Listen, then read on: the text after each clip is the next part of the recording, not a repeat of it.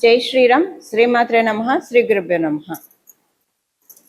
నిజ జ్యేష్ఠ మాసంలో శుక్లపక్షంలో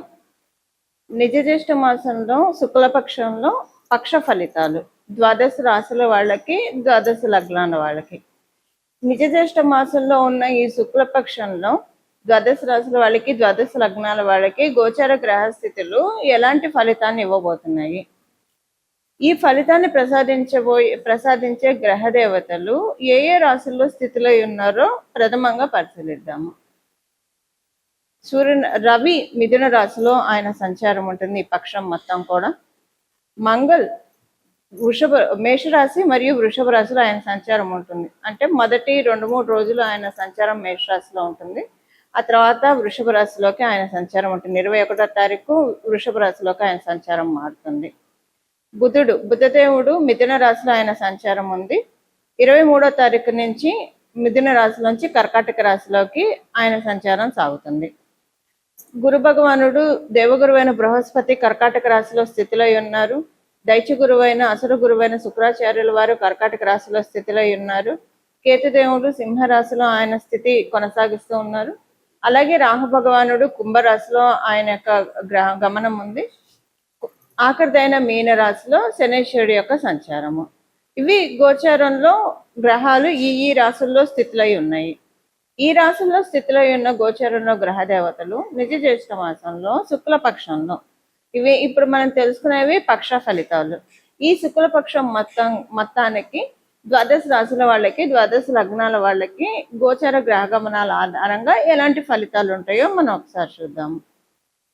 అయితే ఈ పక్షంలో ఉన్న విశేషాంశం ఏంటంటే 3 శుభగ్రహాలు కర్కాటక రాశిలో సంచారం చేయడం. ఈ పక్షం మొదటి నుంచి కూడా, అంటే 15వ తారీఖు నుంచి ఈ పక్షం మొత్తం కూడా గురు శుక్రులు ఇద్దరు కర్కాటక రాశిలో ఉండడము. దానికి తోడు ఈ పక్షంలో 23వ తారీఖు నుంచి బుధ భగవానుడు కూడా గురు శుక్రులతోటి కలిసి ఉండడము. ఇది ఒక విశేషాంశము. ఈ 3 గ్రహాలు, బుధుడు పాపులతో కూడితే పాపి, శుభులతో కూడితే శుభుడు అని చెప్పి పరాశర సంహిత చెప్తుంది.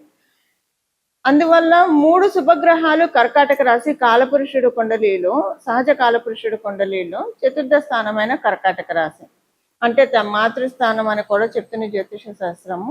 ఈ స్థానంలో ఉండడం వల్ల ఎలాంటి బెనిఫిట్స్ ఉంటాయి, ఇంకా మిగతా గ్రహ గమనాల్లో కూడా మనం పరిశీలిస్తే ఎలాంటి ఫలితాలు ఉంటాయి? ఎందుకంటే మంగళ మరి మేష వృషభ రాశుల్లో ఆయన సంచారం ఉంటుంది. రవి మిథున రాశిలో సంచారం. మిగతా గ్రహ స్థితులను కూడా మనం అన్ని గ్రహాల యొక్క స్థితుల్ని బట్టి ఎలాంటి ఫలితాలు గోచర ద్వాదశ రాశుల వాళ్ళకి, ద్వాదశ లగ్నాల వాళ్ళకి, 27 నక్షత్రాల వాళ్ళకి ఉంటాయో చూద్దాము. ఇదేంటంటే కర్కాటక రాశిలో ఈ 3 గ్రహాలు స్థితిలో ఉండడం చాలా శుభత్వాన్ని సూచిస్తాయి. ఏ విషయాలు కామన్ గా శుభత్వాన్ని అన్ని రాశుల వాళ్ళకి కామన్ గా ఉండే పాయింట్ ఒక 2-3 ఉన్నాయి ఈ పక్షంలో. అవి చెప్పి విడివిడిగా మీ రాశి ప్రకారము ఎలాంటి ఫలితాలు ఉంటాయో కూడా చూద్దాము. కామన్ గా అందరికి అప్లికేబుల్ అయ్యే పాయింట్ ఏంటంటే గృహంలో శాంతియుత వాతావరణం ఉంటుంది. ఒకవేళ మీ గృహంలో ఏమన్నా అలజడి ఇలాంటివి ఉన్నా కూడా అవి ఈ పక్షం వరకు మటుకు కమ్ డౌన్ అయ్యి, వీలైనంత వరకు ప్రశాంతత, మరీ మీ జన్మజాతకం బాగోకపోయినా అసలు అంతకు ముందు మీతో కంపేర్ చేస్తే ప్రశాంతత చూస్తారు.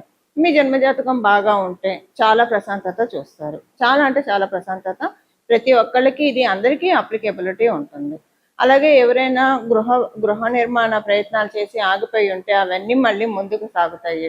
గతంలో కొన్ని ప్రయత్నాలు చేసి ఆపేసి కొంతమంది నిర్మాణాలు సగంలో ఆపేస్తూ ఉంటారు ఏదో ఒక కారణాల రీత్యా, అవన్నీ ఇప్పుడు ముందుకు సాగుతాయి. అలాగే గృహ నిర్మాణ పనులనే కాదు, ఏదైనా కొనాలనుకున్నా, అమ్మాలనుకున్నా కూడా వాహనం కావచ్చు, గృహం కావచ్చు, స్థలం కావచ్చు, పొలం కావచ్చు, ఇలాంటి వాటిల్లో కొన్ని చిక్కులు వచ్చి ముందుకు సాగలేకుండా ఉన్న వాళ్ళు ఎవరైనా ఉంటే ఈ పక్షంలో వీటన్నిటి నుంచి, ఈ కష్టాలన్నిటికీ తెరపడిపోతుంది. మీ పనులన్నీ, మీ ప్రయత్నాలన్నీ చక్కగా ముందుకు సాగుతాయి. మాతృ సౌఖ్యం చాలా ఎక్కువగా ఉంటుంది. ఈ పక్షం మొత్తం కూడా అమ్మవారి ఆశీస్సులు మనందరి మీద కూడా చాలా అమోఘంగా ఉన్నాయి.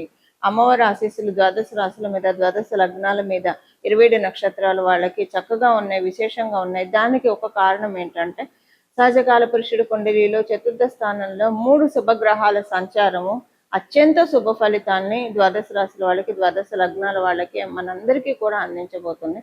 ఇంకా ఒక పసిపిల్ల కనుక తల్లి దగ్గర ఉంటే అన్ని టైం టు టైం అమ్మ చూసి పెడితే ఎంత చక్కగా తింటాం, ఆడుకోవడం, అంటే వాళ్ళకి ఇంకా వేరే పని ఏమి ఉండదు, ఎంత హ్యాపీగా ఉంటారు.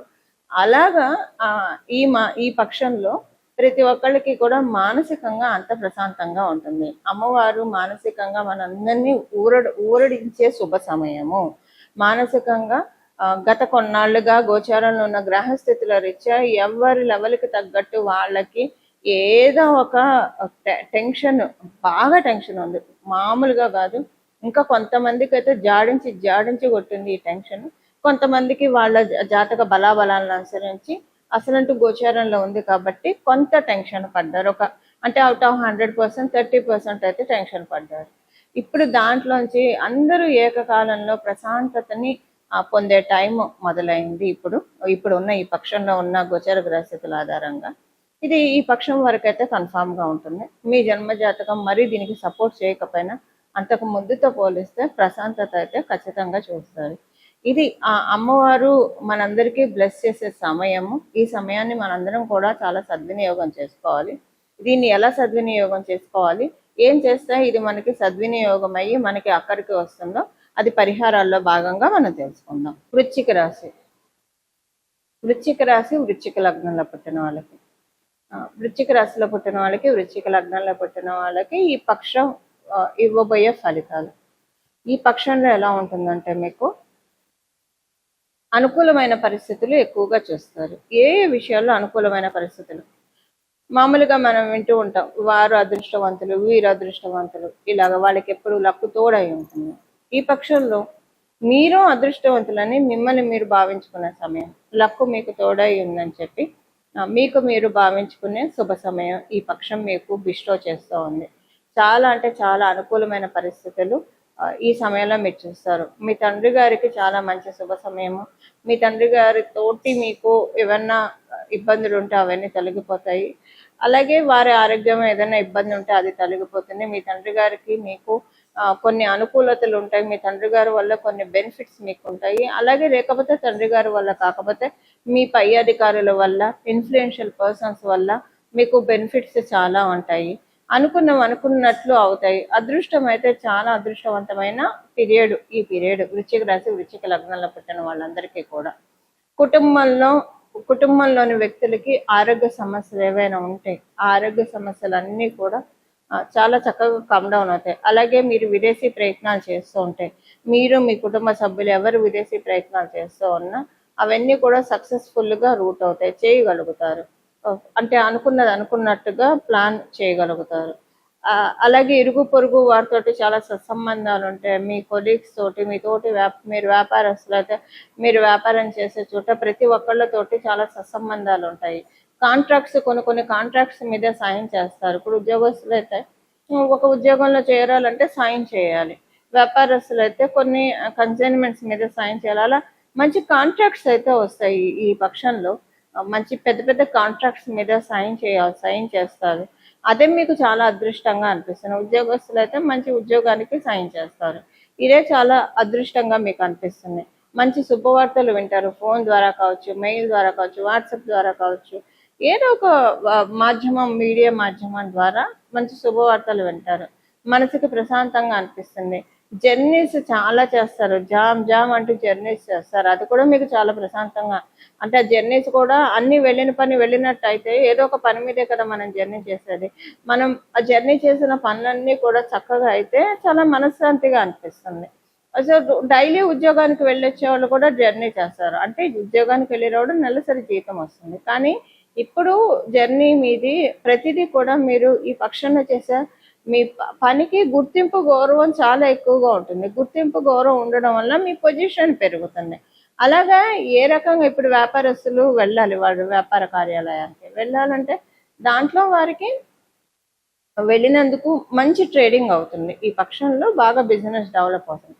అయితే కొంతమంది వర్క్ ఫ్రమ్ హోమ్ చేస్తుంటారు. మరి వాళ్ళ మాట ఏంటంటే, మరి వర్క్ ఫ్రమ్ హోమ్ చేస్తూ ఉన్నా ఎవరైనా మీ దగ్గరికి రావాలి, లేదా మీరు ఫోన్లో అయినా సరే లావాదేవీలు నడపాలి.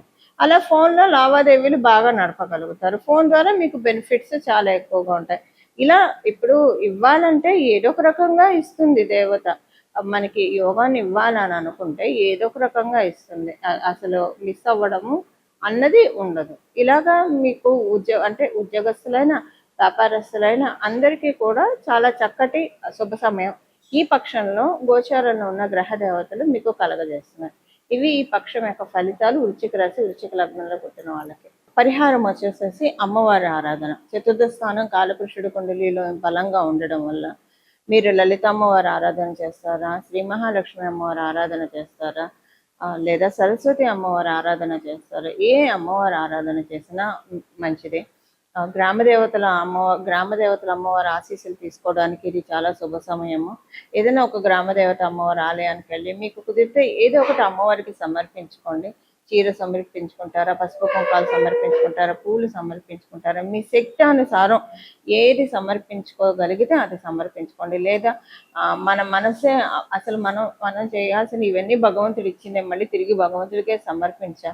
కానీ మన మనసు మటుకు సమర్పించడం చాలా కష్టంగా ఉంటుంది. ఎందుకంటే అనేక ఆలోచనలతో మన చుట్టూ ఏదో ఒక ఆలోచన ఉంటుంది. ఫ్యూచర్ గురించో, పాస్ట్ గురించో, బెంకోపు, ఫ్యూచర్ గురించి ఇన్సెక్యూరిటీనో, లేదా ప్రజెంట్ గురించి ఆలోచన.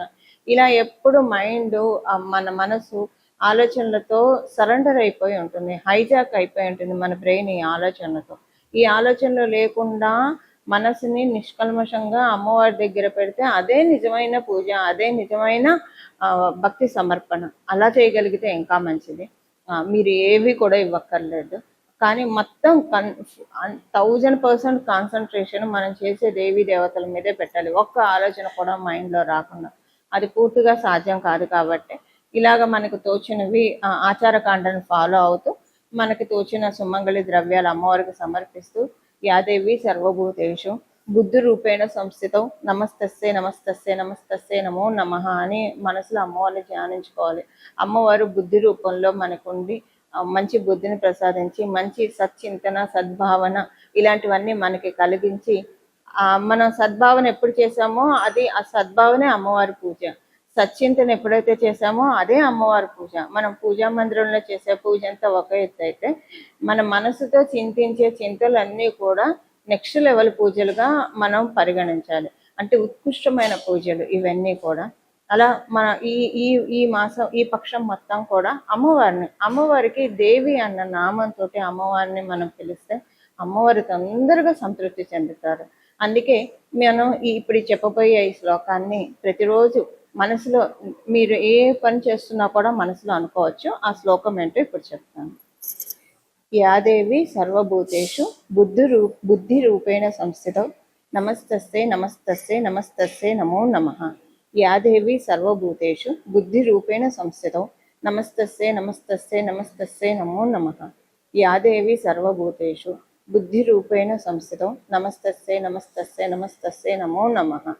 దీంట్లో మీకు ఏ కామ్యం ఉంటే అది మీరు చేర్చుకోవచ్చు. ఉదాహరణకి మీకు సరస్వతి అమ్మవారి కటాక్షం కావాలి, విద్యల్లో బాగా రాణించాలి, లేదా జ్ఞాపక శక్తి, ధారణా శక్తి అని అంటాం మన సంస్కృతంలో. ధారణా శక్తి అంటే జ్ఞాపక శక్తి పెరగాలన్నా, మనం ఏదైనా సరే మంచి నిర్ణయాలు, తెలివిగల నిర్ణయాలు తీసుకోవాలన్నా, ఏదైనా సబ్జెక్ట్ స్టడీ చేయాలన్నా అప్పుడు యాదేవి సర్వభూతేషు విద్యాలక్ష్మి రూపేణ సంస్థితం నమస్తస్సే నమస్తస్సే నమస్తస్సే నమో నమః.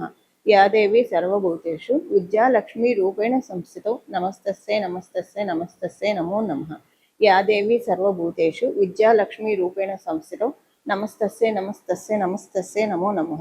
విద్యాలక్ష్మి అనే ప్లేస్లో మీరు సరస్వతి రూపేణ సంస్థితం అని పెట్టుకోవచ్చు, లేదా శారదా రూపేణ సంస్థితం అని పెట్టుకోవచ్చు, వాణి రూపేణ సంస్థితం అని పెట్టుకోవచ్చు, మీ ఇష్టం. ఇలా మీకు ఏ కోరుకుంటే అది. లక్ష్మీ కటాక్షం కావాలంటే యాదేవి సర్వభూతేషు శ్రీ లక్ష్మీ రూపేణ సంస్థితం నమస్తస్సే నమస్తస్సే నమస్తస్సే నమో నమః. యాదేవి సర్వభూతేషు శ్రీ లక్ష్మీ రూపేణ సంస్థితం నమస్తస్సే నమస్తస్సే నమస్తస్సే నమో నమః. యాదేవి సర్వభూతేషు శ్రీ లక్ష్మీ రూపేణ సంస్థితం నమస్తస్సే నమస్తస్సే నమస్తస్సే నమో నమః. ఆరోగ్య సమస్యలు ఉన్నాయి. యాదేవి సర్వభూతేషు శక్తి రూపేణ సంస్థితం నమస్తస్సే నమస్తస్సే నమస్తస్సే నమో నమః. యాదేవి సర్వభూతేషు శక్తి రూపేణ సంస్థితం నమస్తస్సే నమస్తస్సే నమస్తస్సే నమో నమః. యాదేవి సర్వభూతేషు శక్తి రూపేణ సంస్థితం నమస్తస్సే నమస్తస్సే నమస్తస్సే నమో నమః. ఇలాగ ఒకవేళ మీకు కనుక పనులు చురుగ్గా చేయలేకపోతున్నారు, చాలా స్లోగా అవుతున్నాయి, పనులు ఏం ముందుకెళ్ళట్లేదంటే చైతన్య రూపేణ సంస్థితం అని పెట్టుకోండి. యా దేవి సర్వభూతేషు చైతన్య రూపేణ సంస్థితం నమస్తస్సే నమస్తస్సే నమస్తస్సే నమో నమః. యా దేవి సర్వభూతేషు చైతన్య రూపేణ సంస్థితం నమస్తస్సే నమస్తస్సే నమస్తస్సే నమో నమః. యా దేవి సర్వభూతేషు చైతన్య రూపేణ సంస్థితం నమస్తస్సే నమస్తస్సే నమస్తస్సే నమో నమః. ఇవేమీ వద్దు, మాకు అమ్మవారి పాద చింతన కావాలి, అమ్మవారే మాకు కావాలని అనుకున్నవారు యాదేవి సర్వభూతేషు సత్వరూపేణ సంస్థితౌ నమస్తస్సే నమస్తస్సే నమస్తస్సే నమో నమః. యాదేవి సర్వభూతేషు సత్వరూపేణ సంస్థితౌ నమస్తస్సే నమస్తస్సే నమస్తస్సే నమో నమః. యాదేవి సర్వభూతేషు సత్వరూపేణ సంస్థితౌ నమస్తస్సే నమస్తస్సే నమస్తస్సే నమో నమః. శ్రీమాత్రే నమః అని ఒకటి చివరిలో చేర్చుకోండి. దీనికి ముందు శ్లోకానికి తర్వాత ఇలా అమ్మవారిని పూజిస్తే సత్వగుణంలో అమ్మవారు ఉంటుంది. అమ్మవారికి రజో తమో గుణాలు 3 ఉంటాయి, కానీ సత్వగుణంలో లక్ష్మీతత్వం ఎక్కువగా ఉంటుంది, లలిత పరాదేవత శక్తి ఎక్కువగా ఉంటుంది. సో సత్వరూపంలో కూడా అమ్మవారిని మనం ఆరాధించవచ్చు. అసలు దేవి దేవి దేవి అంటూ ఉన్నామంటేనే మనం అమ్మవారి వైపు జగదంబ దేవి పరమేశి ఇవన్నీ కూడా అమ్మవారికి అత్యంత ప్రీతికరమైన నామాలు. శ్రీమాత ఇవన్నీ కూడా అమ్మవారికి అత్యంత ప్రీతికరమైన నామాలు. ఈ పక్షం మొత్తం కూడా అమ్మవారి ఆరాధన విశేషంగా చేసి మనందరం కూడా అమ్మవారి కృపకి తప్పకుండా పాత్రలు అవుతాము. అలా అవ్వాలని చెప్పి అందరి తరఫున జగదంబ పాదాలకి, రాజరాజేశ్వరి అమ్మవారి పాదాలకి, నా ఆరాధ్య దేవత అయిన రాజరాజేశ్వరి అమ్మవారి పాదాలకి మనస్ఫూర్తిగా శరణు వేడుతూ మంగళం. నమో భగవతే వాసుదేవాయ.